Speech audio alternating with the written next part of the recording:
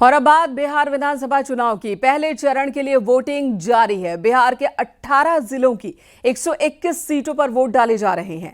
आज 3,75,00,000 से अधिक मतदाता 1,314 उम्मीदवारों के राजनीतिक भविष्य तय करेंगे। इस चरण में कई दिग्गजों की किस्मत भी दांव पर है।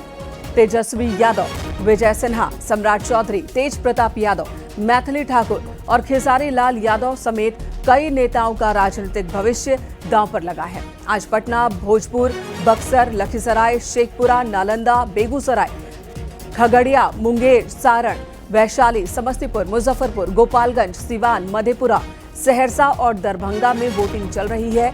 एनडीए की ओर से बीजेपी के 48 उम्मीदवार, जेडीयू के 57 उम्मीदवार, वहीं एलजेपी पासवान के 14 और कुशवाहा की पार्टी के 2 प्रत्याशियों की किस्मत का फैसला आज करेंगे मतदाता।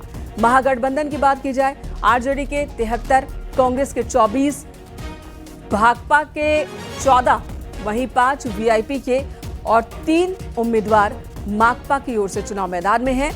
5 भाकपा की ओर से है, 14 भाकपा माले की ओर से है और 3 आईआईपी उम्मीदवारों का भविष्य आज तय होने वाला है।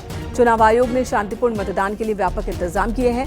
मतदान केंद्रों पर पैरा मिलिट्री फोर्स की तैनाती है और पहली बार कई बूथों पर रियल टाइम मॉनिटरिंग की जा रही है। ये सिस्टम लगाया गया है। कुछ जगहों से ईवीएम खराब होने की खबरें भी आई हैं, लेकिन इन सबके बीच वोटिंग चल रही है। और इस वक्त मोकामा से हमारे सहयोगी आनंद अमृत राज जुड़ चुके हैं। मोकामा की चर्चा सबसे ज्यादा हो रही है। वजह है यहां पर 2 बाहुबलियों का चुनाव मैदान में होना और यहीं पर एक व्यक्ति की मौत हो जाना, जो कि चुनाव प्रचार में जुटे थे, दुलार चंद यादव, जो आरजेडी के लालू प्रसाद यादव के बहुत करीबी रहे हैं, लेकिन इस सीट पर वो जनसुराज पार्टी के प्रत्याशी का समर्थन कर रहे थे। आनंद, आपके पास आती हूं। इतना सारा तामझाम हुआ है, इतना बवाल मोकामा में हो गया है। इस वक्त मोकामा और आसपास की सीटों पर कैसी वोटिंग चल रही है?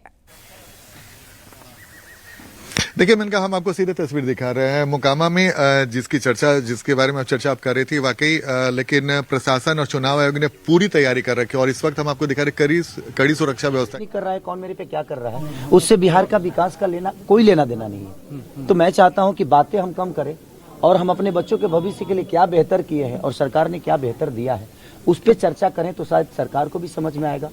आज जितने भी प्रशासनिक लोग यहाँ पे हैं, इनका 2004 से पेंशन नहीं मिलता।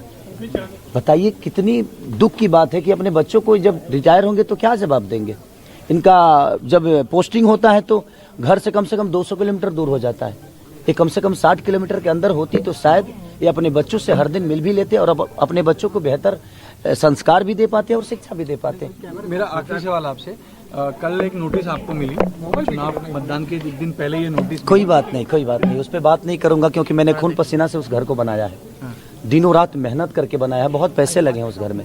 अब भगवान को मंजूर जो होगा वही होगा, क्योंकि बिना हरि कृपा तीर न डोले।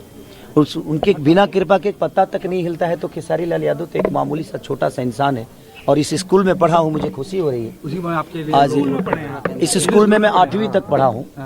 8वीं तक हमारे ज्ञान मास्टर जी थे, प्रदीप सर थे, बहुत सारे। कभी सोचा था कि इस मुकाम पे पहुंचेंगे और स्कूल में लोग आपके लिए मतदान करने आएंगे? मैं जिंदगी में सोच के कुछ नहीं करता रहता हूँ और अपने आप पूरा होता है, क्योंकि मैं मेहनती इंसान हूँ और मेहनत पे भरोसा करता हूँ। इससे ज्यादा मेरे जीवन में कुछ नहीं है। एक मेहनत की मेरा आखिरी सवाल आपसे, आपके खिलाफ कैंपेन चल रहा है कि खेसारी तो सुपरस्टार हैं, जब जीतेंगे अगर चुनाव तो महाराष्ट्र में ही रहेंगे, मुंबई में रहेंगे, क्योंकि उनका काम तो प्राइमरी काम तो उनका फिल्म और अभिनेता। हमारे कहने का मतलब बेटा ही हो और अंधा हो तो एक लोटा पानी दे सकता है आपको? 10 साल से